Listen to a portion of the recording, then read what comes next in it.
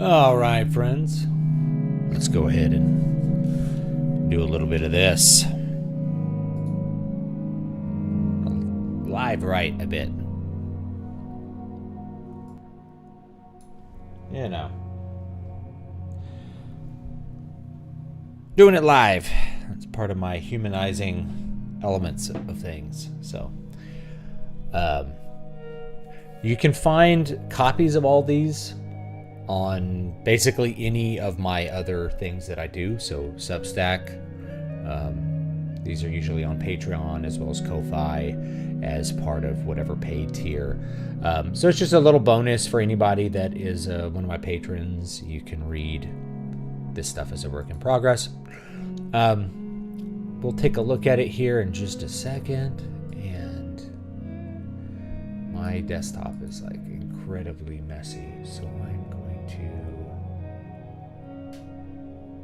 close up a couple things here.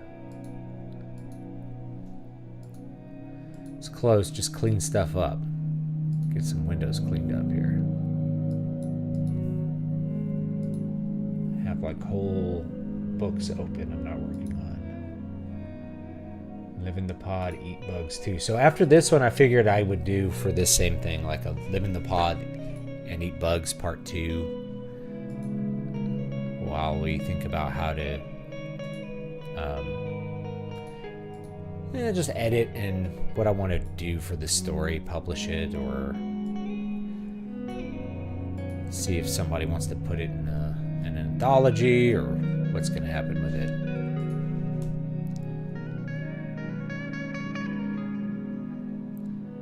Alright, should be good. I have a bunch of stuff open.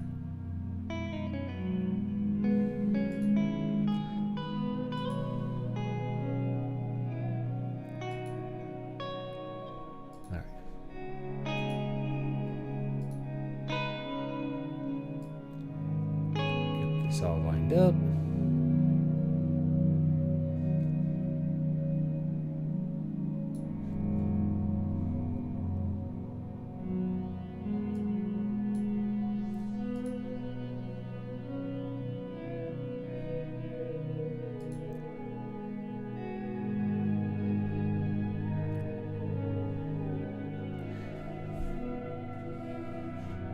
Weird thing about like Windows 11 is it's difficult to shrink windows from the top.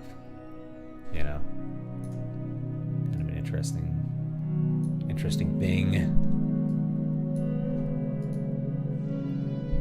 We'll see if anybody hops on tonight. This is not. I need to have like a regular schedule for this. I want to try to do it on Saturday afternoons. This is 6, so.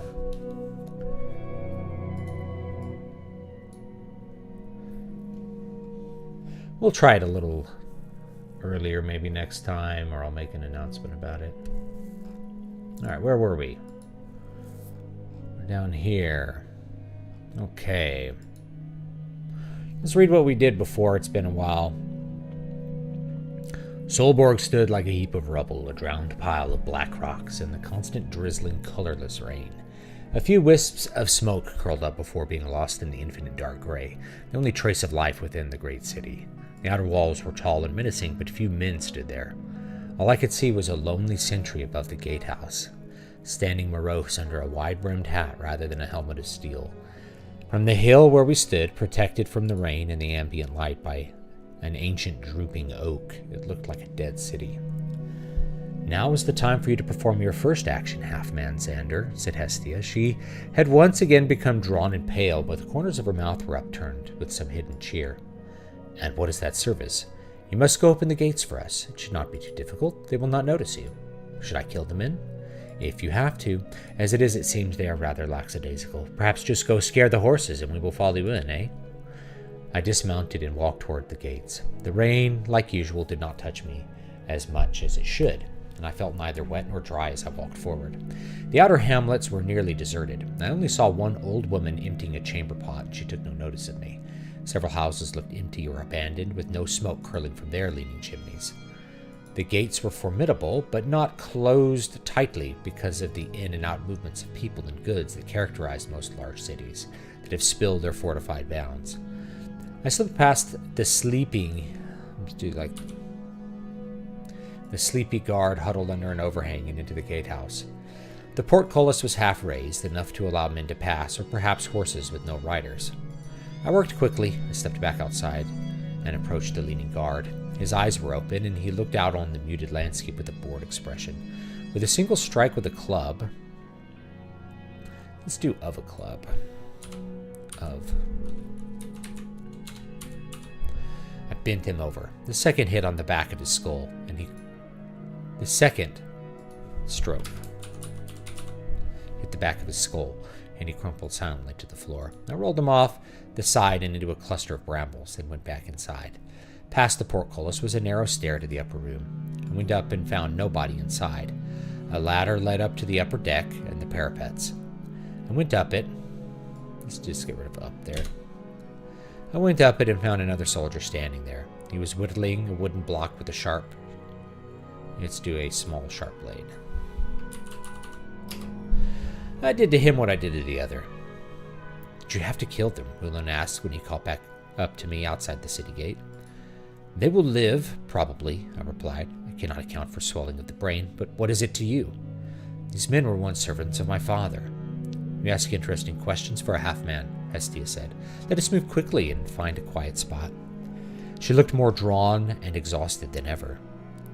What is the matter? Rulon said. I will tell you in a moment. Let us go first. All right, then I have a note for what's going to happen next. Hope all's well for everyone. Hope everyone's having a great weekend. It's okay so far. Had to put a new battery in my truck today.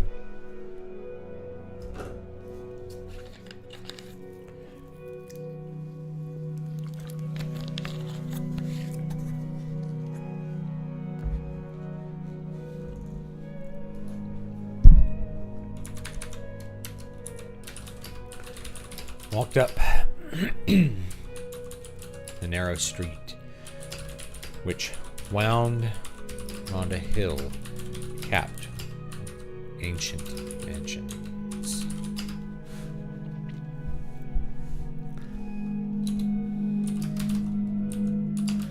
The way was narrow.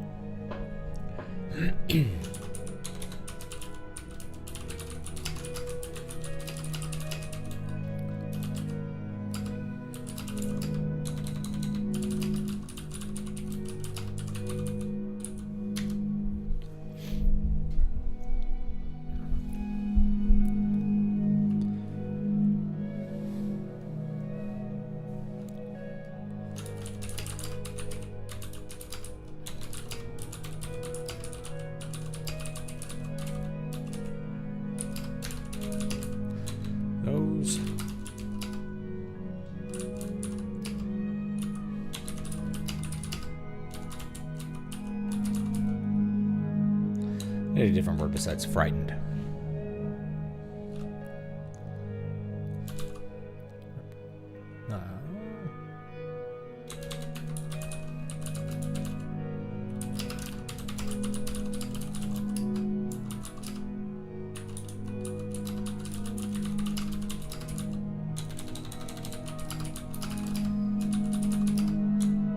Instead of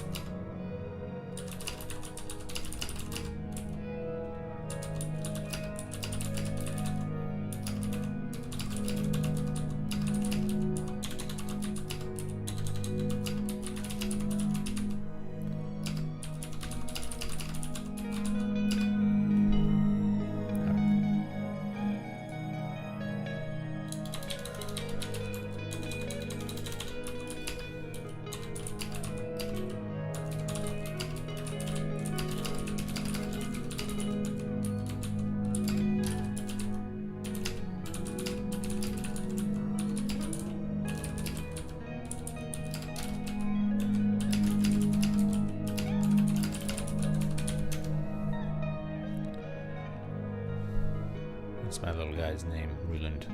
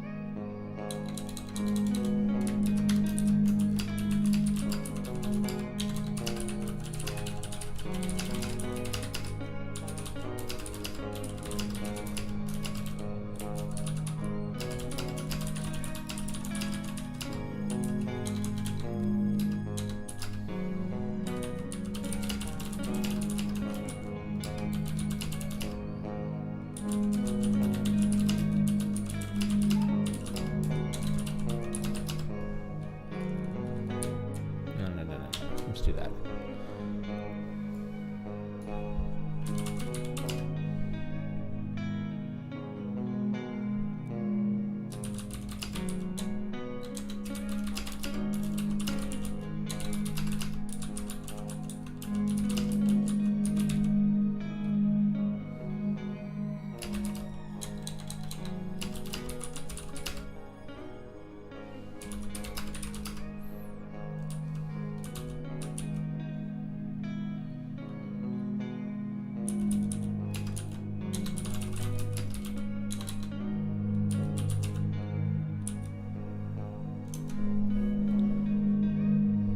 What program are you writing in? Microsoft Word. Microsoft Word.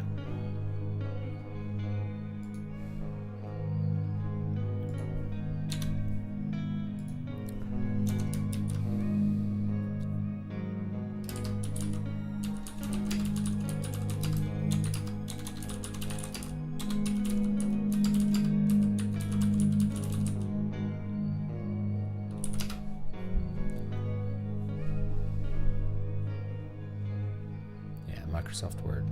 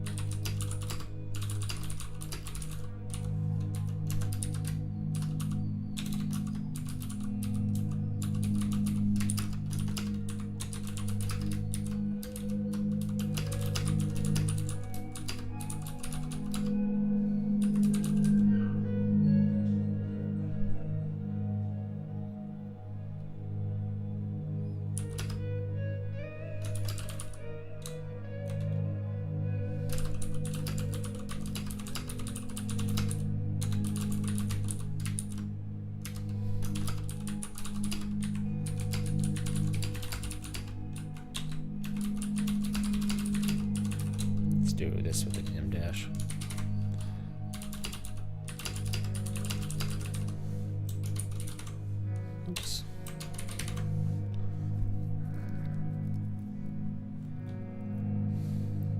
Alt 0151, that's your M dash. You got to use it a lot if you want to be a serious writer.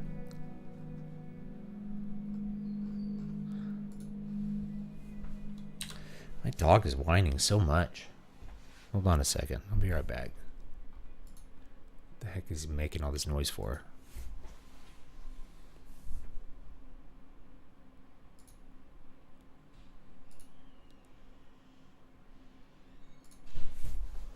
Making music doesn't have to be expensive. Oh, there's an ad. Save Wonderful. on Korg.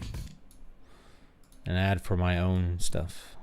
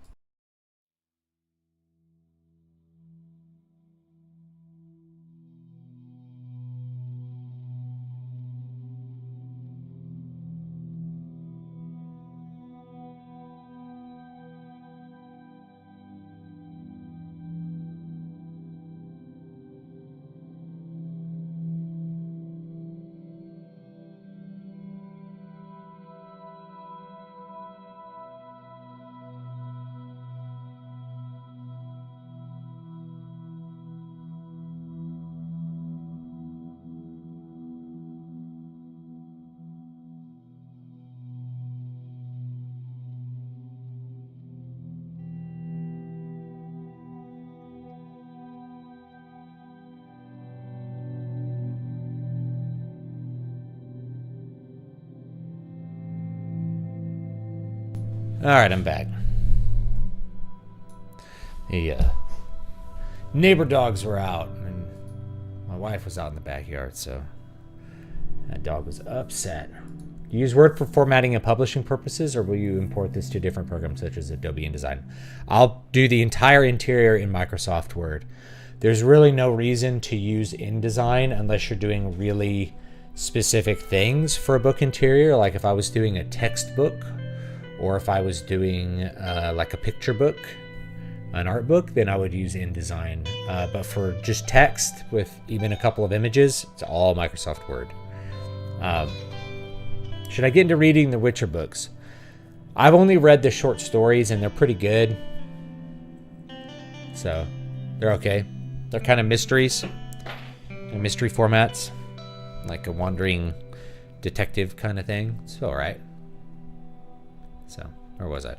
Yes. Yeah. I use Microsoft Word for pretty much everything. You really don't need more than that. I have videos on like how to format your interiors with Microsoft Word. Formatting is really about knowing what margins you should use and like how to use, headers and footers and how to format that kind of stuff. You really don't need InDesign to do that. And in fact, if you're ever needing to make revisions, Microsoft Word is a lot easier to make the revisions in versus doing everything again in Adobe InDesign and doing that over and over and over again. That it'd be just awful to try to fix any kind of problems later on, you know. You will probably, if you're going to make good PDFs and you want to use Adobe fonts, you will probably need Adobe Acrobat, like the full version of Acrobat, to actually make your paperback and hardback interiors.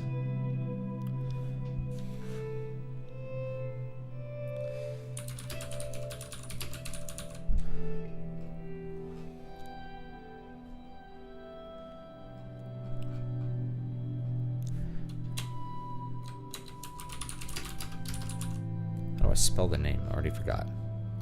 Churilla.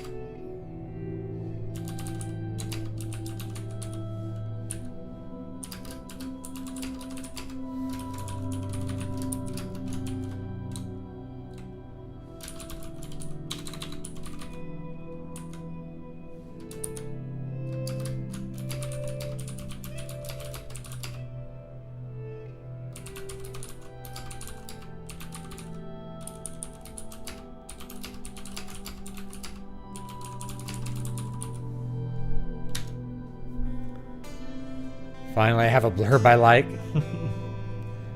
Yeah, blurbs can be annoying.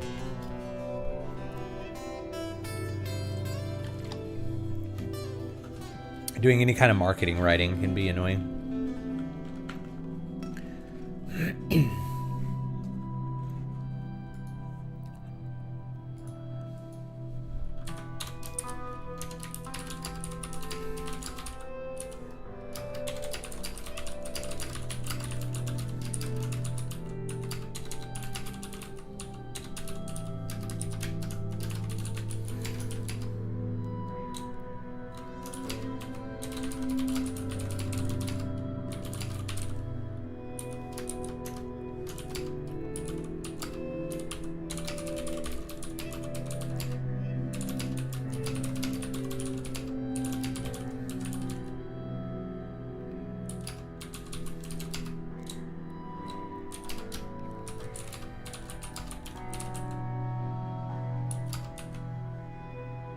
Window for everyday people. Take advantage. Do you like how there's ads on my own videos even though the channel isn't monetized?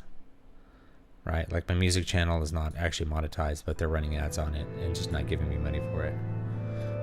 There we go.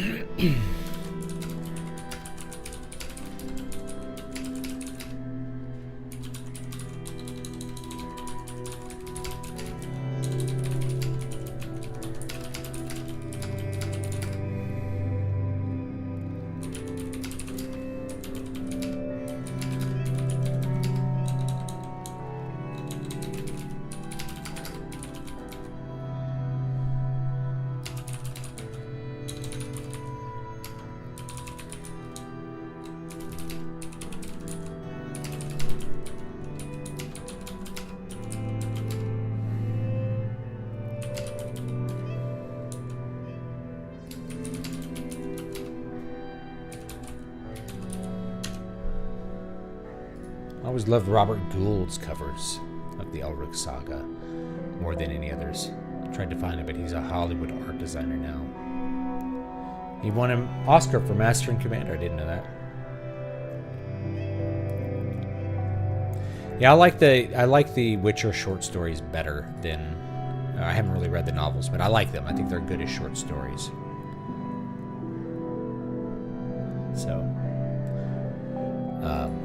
yeah, they're good. It's just like a roving, mercenary kind of thing. Pretty good. Like if you like adventure fiction, like Conan or Solomon Kane, but would like it a little more kind of gothic fantasy, it's good. They're good reads, and it's kind of like fairy tales but evil, So there's like a Snow White and the Seven Dwarves, but they're all like weird, sexy time with each other. That kind of stuff.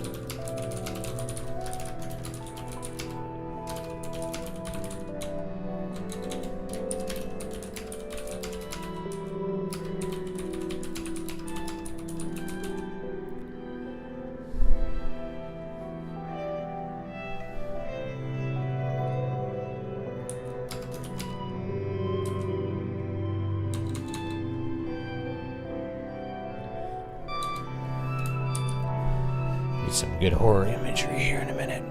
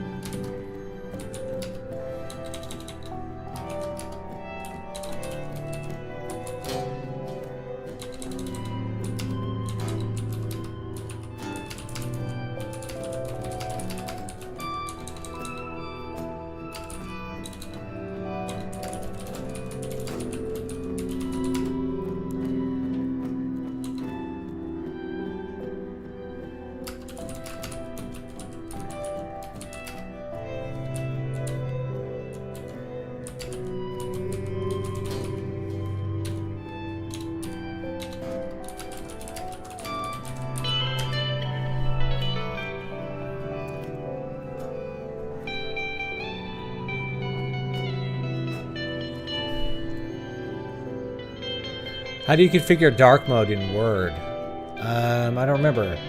I think it's file, probably options, display, accessibility, I don't know. I don't remember.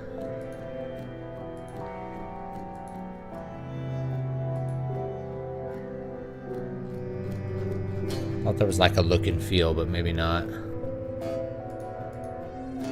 Maybe general. Office theme. Do you do dark gray, black, white, or use system setting? If you use system setting, it's the same because I use a dark system setting, so that works. Iron shot rock picture.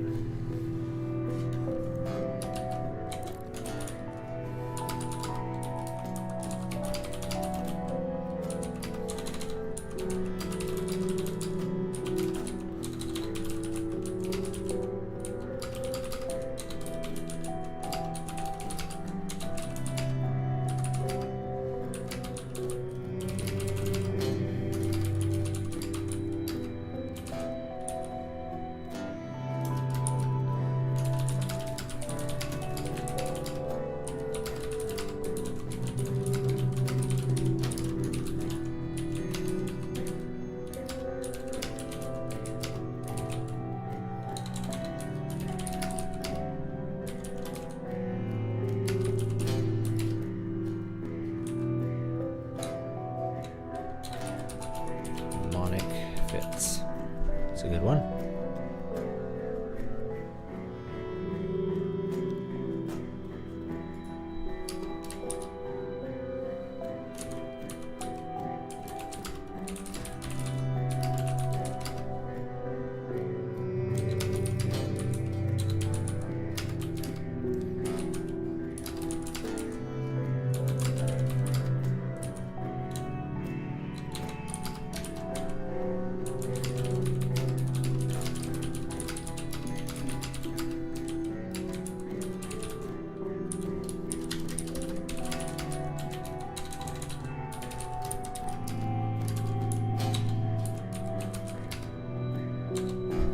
I just showed you where it was. It's not in accounts. It's in options. General. Username.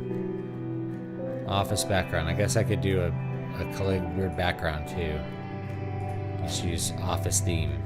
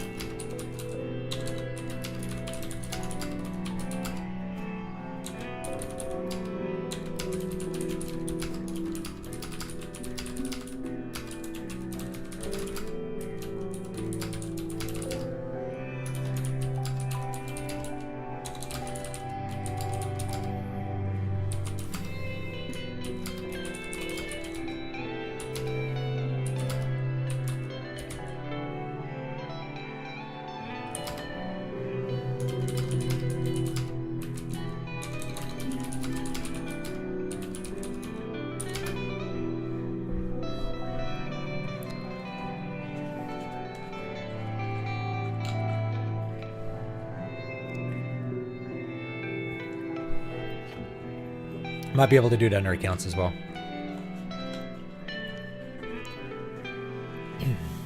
I like the dark theme because I tend to work in the dark a lot, as you can tell. That's how I prefer it.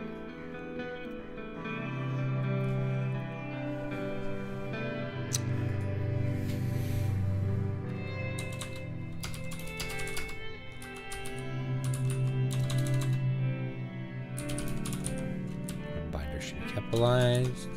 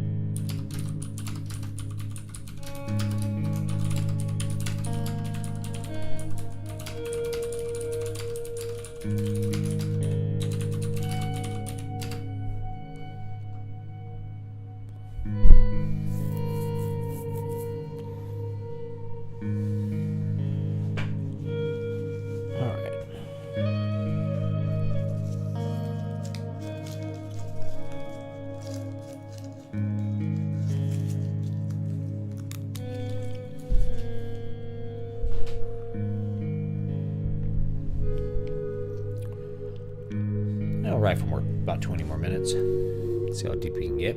We passed 10,000 words. Very nice.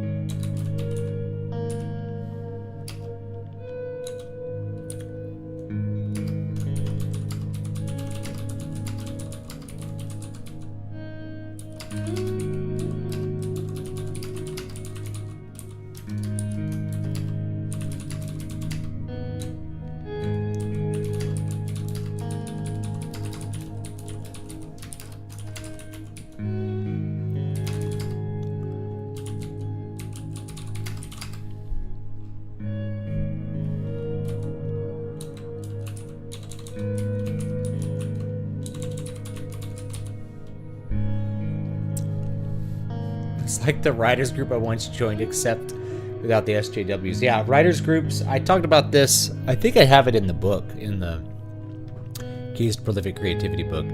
Is like writers groups are often a waste of time. So my usual piece of advice is write by yourself, and if you need feedback, basically hire an editor, somebody who knows what they're doing to teach you what you did wrong. It'll be because you're going to get, if you have a writers group, first of all, they're not going to read your entire thing that you're trying to do. You're going to get 5 different pieces of feedback from none of the people who know what they're doing, right? That's why they're in the writers group. It's like the blind leading the blind. If you really need feedback, you should hire an editor or get a teacher or someone to look at it, right? That's what most people really need, not other quote aspiring writers, right? Or whatever they're doing, you know, people that want to be authors. Hire a professional. Yeah, it costs money, but anything that's worth it costs money too, right? Or just put it in a drawer and keep working. So that when you come back to it, you'll get a much better perspective on what you're doing. I've never seen anyone do it a lot. People have been asking for this for years, so I just decided to do it. You know, like in the world of AI, you know, it's best to, I mean, the response to AI is to be extra human. So you do it live instead of, is this written by AI? No. You watch me write it live. You watch me write it. You watch me edit it. You watch me put it on Amazon. You know it's mine. So it's an interesting thing, a way to get another story out too. When this one's done, I'll do Live in the Pod and Eat Bugs Part 2. You know.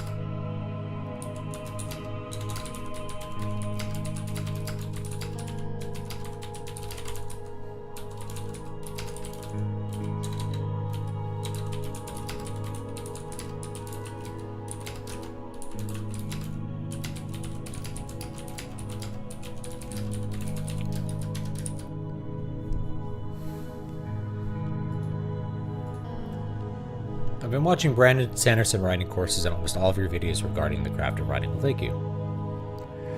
I just have found to become good writers to spend 30,000 plus hours doing it. Yeah, you gotta write like a million. You just gotta write the suck out. That's just how it is.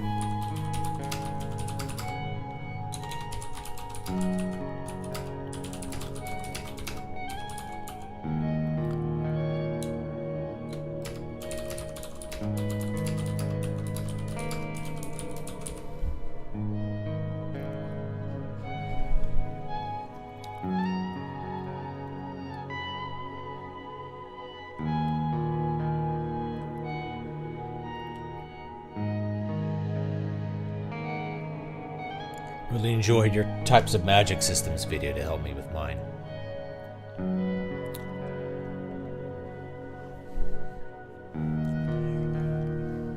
Tad Williams wrote me a 5-page letter. That's interesting. Best advice ever, and I spent the next 20 years working. Now at 56, I'm ready to publish. I have 4 novels in the pipe. Nice.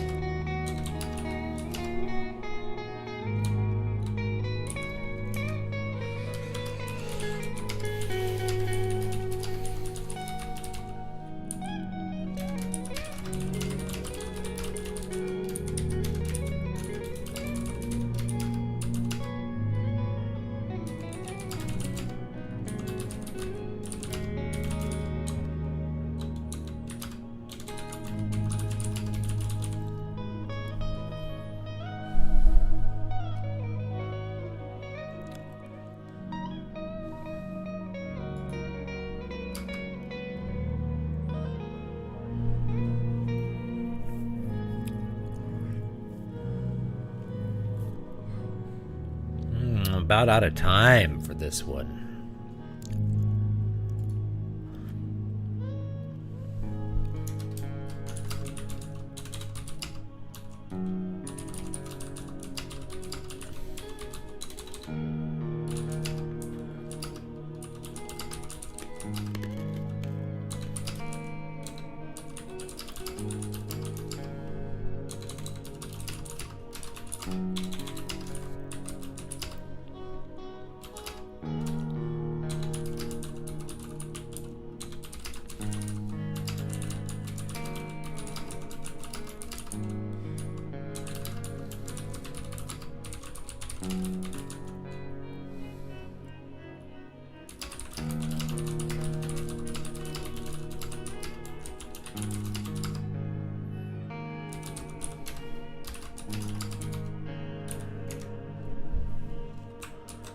All right.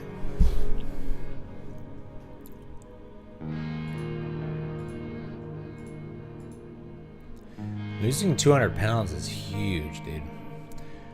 I don't know if you tried to lose 200 pounds or it's like, I lost 200 pounds unintentionally. Yeah. I mean, ultimately, and this is something that I need to like communicate to people in the post Amazon world, is that like you really have to be motivated by a desire to have the product exist, to have your book exist. If that's not your primary motivation, you're going to end up extremely disheartened by the state of the industry. Yeah, because writing to market,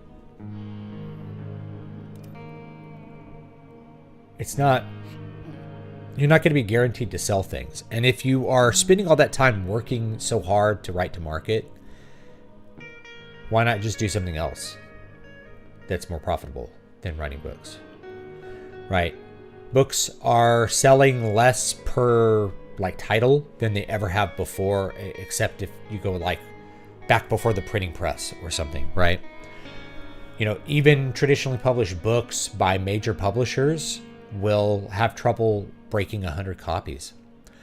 This is kind of unprecedented, and people don't realize how bad it is, and you have to do a little investigation and talk to people who are a little deeper in the business. That's like, the way the business will work is somebody will get like a publishing deal, and there'll be a copy or two of the book that goes to a bunch of bookstores, but no one will buy it because no one's buying books at the bookstores either. And then they just destroy the books and write it off for a tax break, and then you never get another book published. So you don't know how many books you sell minus like destroyed copies. But when you do, like, I remember a thing came out and it was like, half of all books don't even sell 100 copies of traditionally published books. This is not like Amazon books. It's like Amazon books. Yeah, of course, most of them don't sell 100 copies, right? Selling 100 copies is hard. It's hard to sell 100 copies, So you have to be motivated by what you're doing, that like what you're doing is something worth doing. A lot of people get motivated by a vision they have of like being an author, right?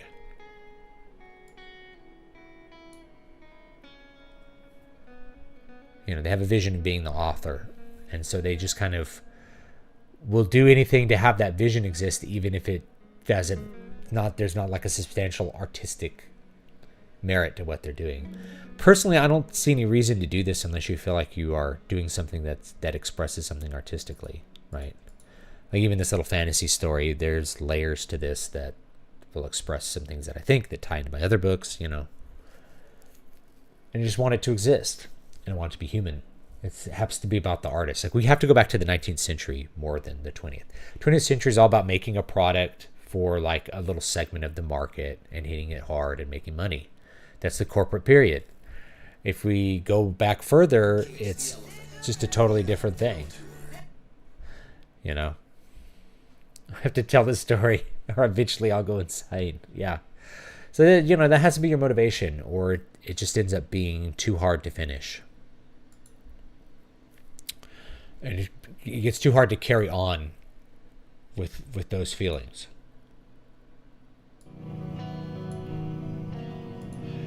Dude, Dave, you know the Bible. Can you confirm or deny it is explicitly stated that tattoos are a sin? I have no knowledge of an explicit statement that a tattoo is a sin. And you can Google whether there's any canon law that says that for like the Catholic Church. Chances are people have weighed in on it, but that doesn't mean that it's like explicitly sinful. The only thing I would caution people about with tattoos is like they're permanent, right? And a tattoo is like wearing a shirt, right? You wear a shirt, there's words on this shirt, and so the words are for other people to read, not for me to read. So tattoos are for other people, just like anything you put on your body. You're not looking at your hair all day. You arrange your hair for other people to look at your hair. So tattoos are for other people to look at, and what message do you want to send to people with those tattoos? Sometimes it's a message of like, I was in the military. So I know lots of guys that get like an army tattoo or something, I had some neighbors that him and his wife both had tattoos. None of them were like gross tattoos or anything. They were cool. They were fine tattoos, right? They were just into having a couple tattoos on their arms. That was the thing. And and then suppose it is sinful. Well, what do you do with a tattoo if it was a sin to get the tattoo? You're not like, you have to be compelled to remove it or something? I've never heard of that. I know too many like Catholics with tattoos for me to think that, like, I'm sure someone's weighed in on it. Your body is your temple. What does that mean? Well, you shouldn't desecrate it by like engaging in immorality, but I don't know if getting a tattoo qualifies. I don't personally have any tattoos because I want my messages I send to people to be sort of my option to send them. I could put on a shirt. I don't need to get an emperor tattoo. I can wear an emperor shirt. And then if I don't like emperor anymore, I can not wear that shirt. It's that easy, right? So, like imagine the guy who gets a Metallica tattoo in like 1989. And then how do you feel about that in 2005? Man. So I'm not aware of anything that says explicitly you can't have a tattoo. Actually, I do think it's specifically referencing a pagan rite. Well, that's what you're doing with it, right?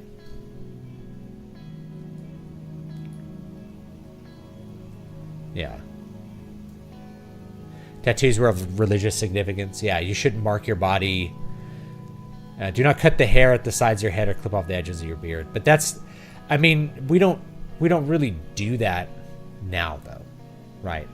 So you have to understand, this is another thing about interpreting the Bible, right? I'm not a theologian really, or a canon lawyer. I study this stuff. There's rules that have to do with like religious rites. Like, for instance, if you have diarrhea, you're unclean. What does that mean? Well, it's a ritual uncleanliness. It doesn't mean you're like a half a person. Right? Do you know what I mean? So like some things are a function of the ritual significance of what we're doing, and some things are a function of other things, of different parts of the covenant, right? So not everything that you read in Leviticus applies. It depends what it applies to. Like the foot washing has to do with entering the presence of the Lord in the tabernacle. That's a purification rite, which is why the foot washing in the commercial was so silly, because they didn't understand what the foot washing was about, or they intentionally were misrepresenting it to other people that didn't really know what the foot washing was about. Do you need to wash your feet before you go into church? Well, we don't really do that. It's because we're not priests and we're not entering into the tabernacle. So we have different rituals that point to that same ultimate truth in a lot of cases. Same thing with dietary stuff, right? Eating pork. It's like eating pork was part of the ritual significance of the Old Covenant, but we also have fasting rules as Christians. Because the point of fasting is for you, not simply to be like ritually pure or anything like that. So a lot of those things, I mean, people that are much better than me have gone to great lengths to explain the difference between these. People who aren't Christians or who aren't familiar with magisterium or works of the saints or anything like that, they'll take all this Leviticus stuff out of context without really knowing what it means. You know, like mixing two different cloths together. Well, it's about like ritual cleanliness and ritual purity. It's a sign of that. You know what I mean? So, moral laws, civil laws, and ceremonial laws for priests. Yeah, that's a good way of putting it. That's a really good way of putting it. So yeah, the context of what law you're looking at matters. Some of them are like absolute rules, and some of them are more about rituals. People get confused about that. You know. It's okay. Yeah, I wouldn't take all that too seriously. I mean, you take it seriously in that you want to, it's like, why would you put on good clothes to go to church? Like someone asked this question. It's like, you're always you, whether you have good clothes or not, right? It's like, yes, but you want to put on your best before the Lord, right? You want to show your submission to the Lord and your honor of the Lord. So that's why people wear nice clothes to church. It's not because there's probably social reasons for a lot of them, but that's the meaning behind it. But if you didn't have a suit, would you be banned from church? No. Right? Some people can afford to offer a he-goat for sacrifice, and poor people can offer turtle doves. Jesus' parents offered turtle doves. It was part of the ritual of the redemption of the firstborn, right? They offered turtle doves because they were poor. So you notice this is a weird thing in Leviticus. There's like different standards for different people's means. You could even offer a sacrifice of like oil and grain, oil and flour. If you were really poor and couldn't afford to like sacrifice an animal, you could have a Thanksgiving sacrifice that's just oil. It's kind of cool to think about. It's cool to think about. And what does that mean? So you ask yourself what that means. Oh, it's not about the calf. It's about what you mean with it. So anyway, guys, thanks so much for hanging out with me for this little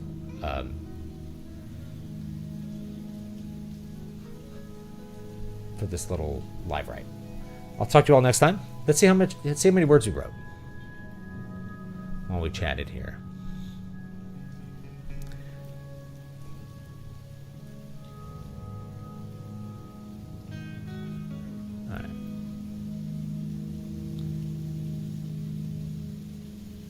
There we go. 1,500 words. Okay, we wrote 1,500 words tonight. That's good. The second I come on, religious debate shows up. Well, I'm about to leave. Have a good one, guys. I'm going to go make some dinner and stuff for my kids. Love you all. God bless you all.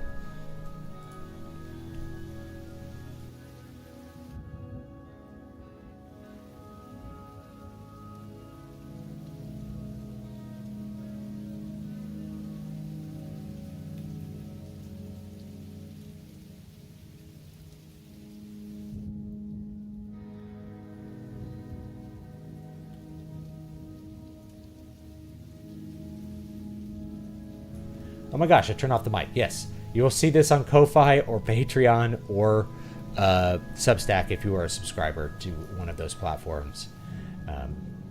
Just letting people know. So you can check that out, and I'll see you all next time.